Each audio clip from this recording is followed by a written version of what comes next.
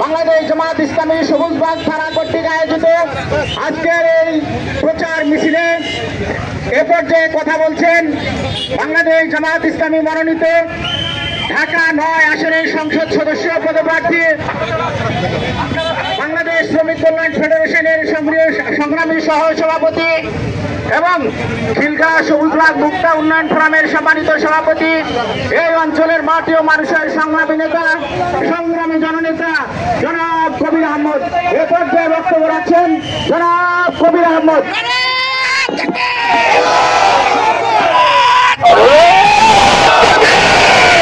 আউযু বিল্লাহি মিনাশ শাইতানির রাজিম। বিসমিল্লাহির রহমানির রহিম। আজকের এই মিছিল শেষে সমাবেশের উপস্থিত জামাত ইসলামের নেতৃবৃন্দ, সমবেত এলাকাবাসী ভাই ও বন্ধুগণ, আসসালামু আলাইকুম ওয়া রাহমাতুল্লাহি ওয়া বারাকাতুহু।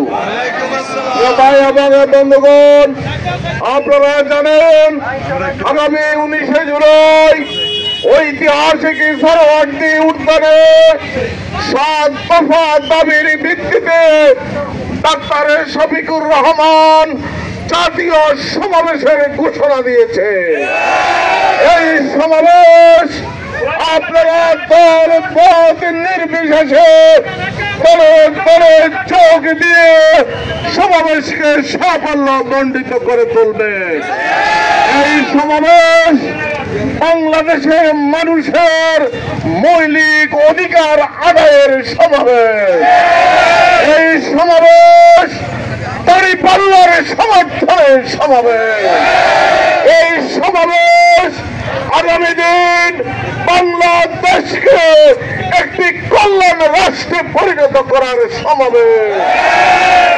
বাংলাদেশ জামাত ইসলামী আগামী দিনে বাংলাদেশে এমন একটি রাষ্ট্র প্রতিষ্ঠা করতে চায় যে রাষ্ট্র হবে মানবিক রাষ্ট্র।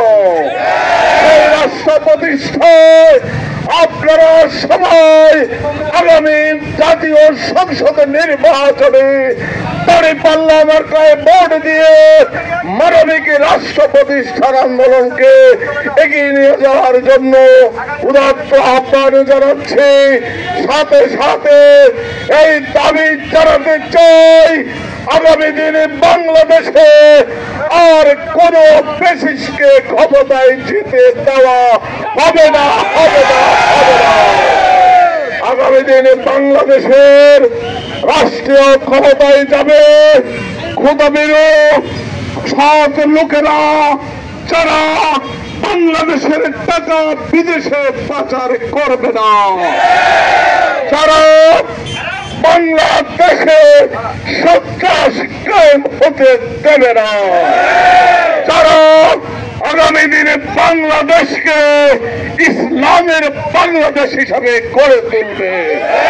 সেই আন্দোলনে আপনাদের সকলকে এগিয়ে আসার উদাত্ত আহ্বান জানিয়ে এবং আগামী 19 জুলাই সরোয়ার্দী উদ্যানের সেই সমাবেশে যোগ দিয়ে এই দেশের মানুষকে কল্যাণ রাষ্ট্র প্রতিষ্ঠার আন্দোলনে আপনাদের সকলকে এগিয়ে আসার উদাত্ত আহ্বান জানিয়ে আমি আমার বক্তব্য শেষ করছি।